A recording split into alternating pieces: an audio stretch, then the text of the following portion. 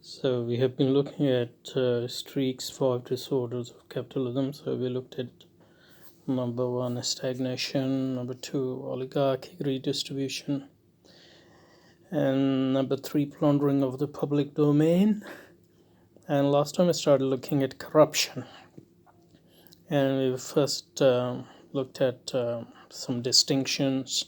We made a crucial distinction between corruption at the system level, not at the like defining corruption at the system level. So every system defines its view of corruption, according to which it legitimizes itself as a non-corrupt system and other systems maybe as corrupt. So that we are talking about at the level of system as such. So as we said that at that level, for us, corruption is capitalism is synonymous with corruption. Because when you dedicate an individual or society or state to the sole purpose of accumulation for the sake of accumulation, that's you corrupt your soul, you corrupt your society, and you corrupt your humanity. So Streeck is not talking about that level of corruption because he doesn't think capitalism is synonymous with corruption. I don't think he does. He might, I don't know. But what we are looking at is a second sense of corruption, and according to which system defines its own view of corruption. So when we talk about capitalist corruption, this is corruption according to the law of capitalism itself. So it's not a system level corruption. That is, we are not talking about corruption of capitalism as capitalism, but corruption within capitalism according to the capitalist views of corruption. So, and that's why it's a problem for capitalism. Otherwise, something which it doesn't consider as corruption won't be a problem for it as a problem of corruption. So we had a look at some form of corruption which has emerged especially in financial capital, and Streeck was talking about how the large firms have become not only too big to fail, but also too big to jail. And especially after 2008, since the domination of the finance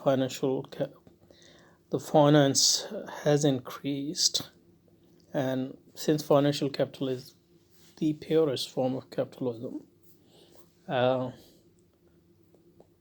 the form at which capitalism shows its absolute emptiness, it also reveals itself as a pure corruption in that form. But what came to light after 2008 beat everything. Rating agencies being paid by the producers of toxic securities to award them top grades. So this is corruption even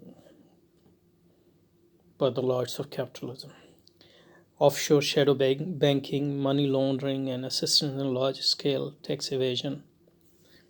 As the normal business of the biggest banks with the best addresses, money laundering and assistance in large-scale tax evasion as the normal business of the biggest banks with the best addresses. The sale to unsuspecting customers of securities constructed so that other customers could bet against them.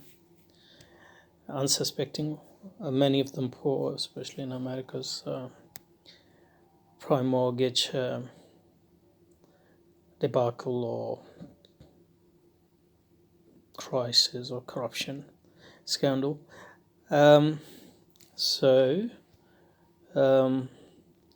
sale to unsuspecting customers of securities constructed so that other customers could bet against them. If you look at our prime mortgage works, you will see Maybe we'll talk about it sometime later. The leading banks worldwide fraudulently fixing interest rates and gold price and so on. In recent years, several large banks have had to pay billions of dollars in fines for activities of this sort. And this is considered business as usual to such an extent that these fines, which are minuscule as compared to the profits they make, they account them as cost on a regular basis. So that's the cost of doing business, so to speak. So in recent years, several large banks have had to pay billions of dollars in fines for activities of this sort, and more developments of this kind seems to be in the offing. What at first glance may look like quite significant sanctions, however, appear minuscule when compared to the bank's balance sheets.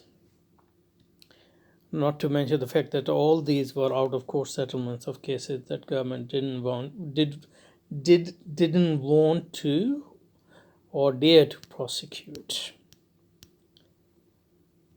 Didn't want to because a lot of times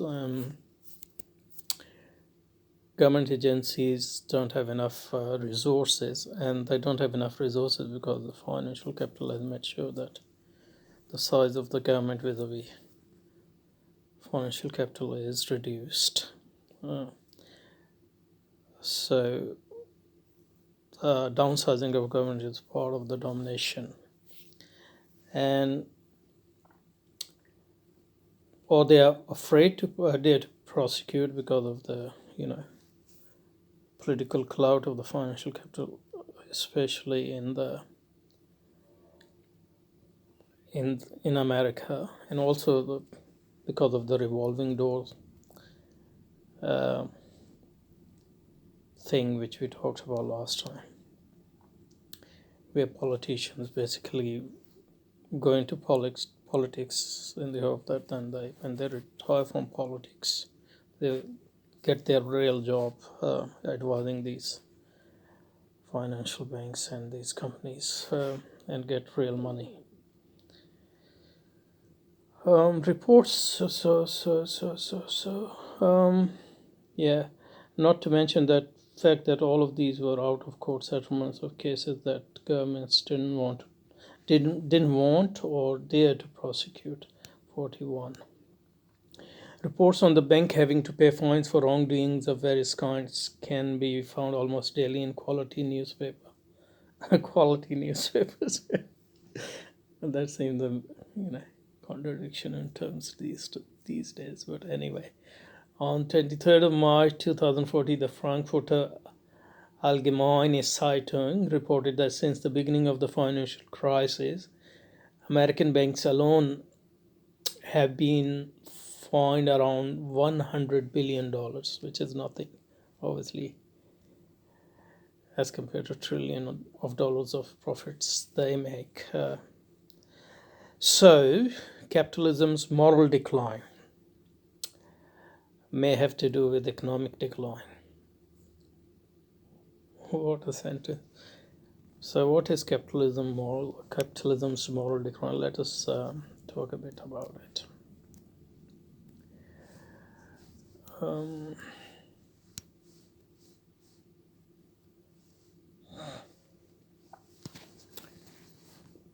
So capitalism itself, from our perspective,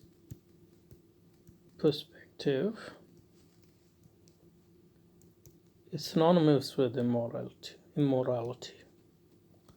It's an evil in that sense. A system which,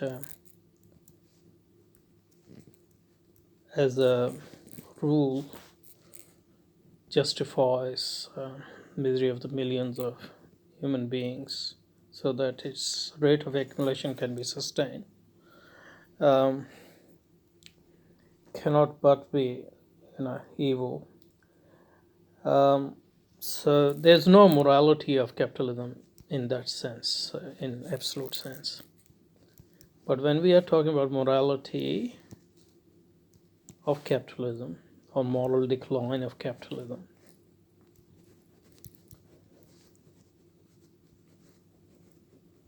moral decline of capitalism,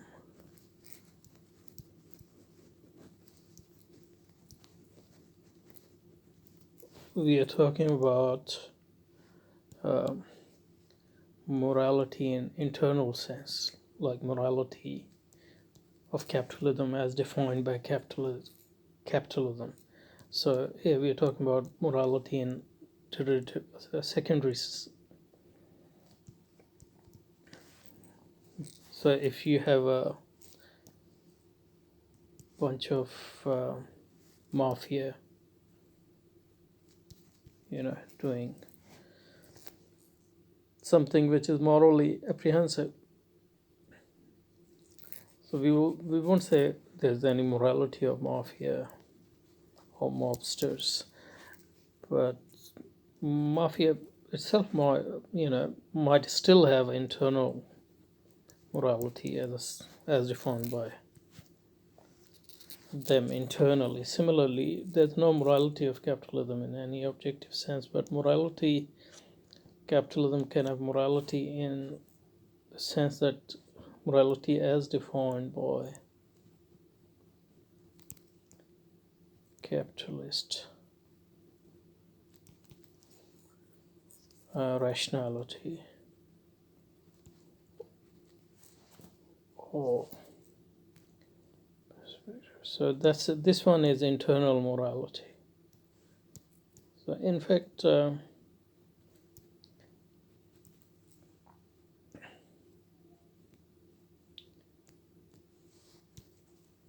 morality of capitalism is really based on anything which sustain long-term increase accumulation for the sake of accumulation is good and moral, and whatever reduces it is immoral. That's why even as back as Locke in 17th century justified massacre of the native Indians or Red Indians as they were called then, on the basis that their lifestyle or their civilization or their, as he called, barbarism or stationary lifestyle hampers accumulation for the sake of accumulation. So when we are talking about morality of capitalism, what we mean is capitalism moral decline. Because if capitalism is immoral, so immorality is moral decline, that would be contradiction.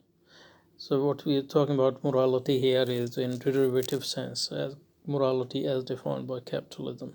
Now, capitalism's own morality then can be understood in two ways: at the level of system, like at the level of what is main ethos or rationality, that is accumulation for the sake of accumulation. But then capitalism might have derivative this is mess derivative morality, which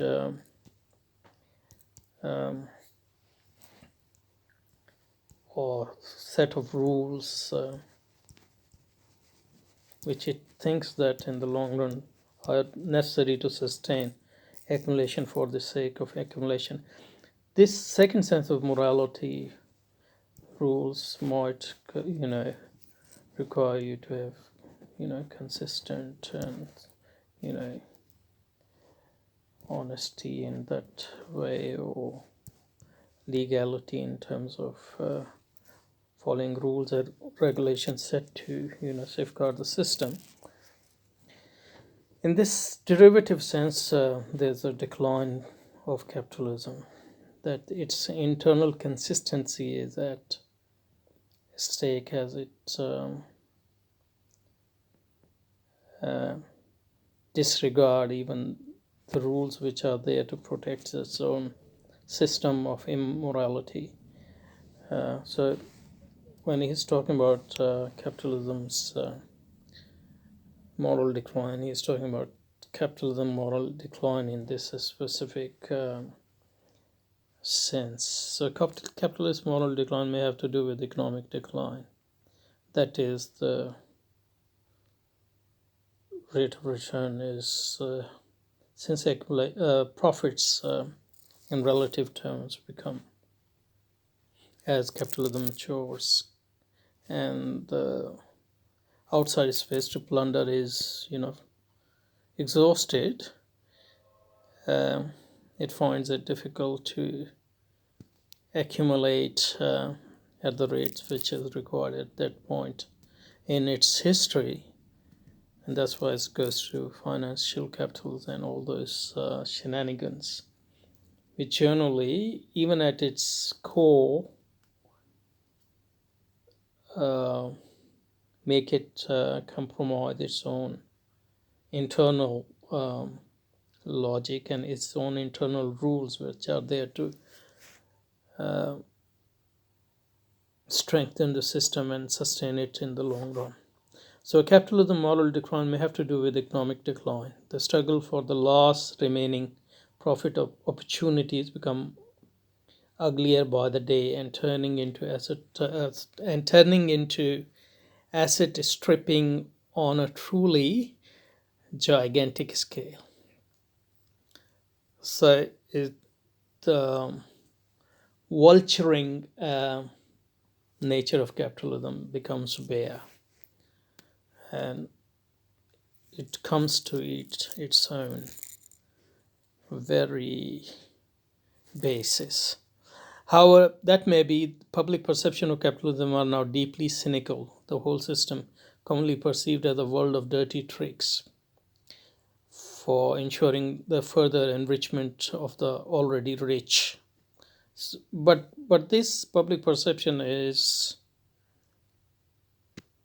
mainly limited to, I think, a large proportion anyway, in the mature capitalist countries, to people that not getting their piece of cake, and not any inherent or intrinsic critique of capitalism.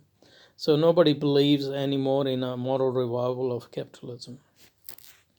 The Weberian attempts to prevent it from being confounded with greed has finally failed, as it has more than ever become synonymous with corruption. I think that's a good place to stop. Thank you.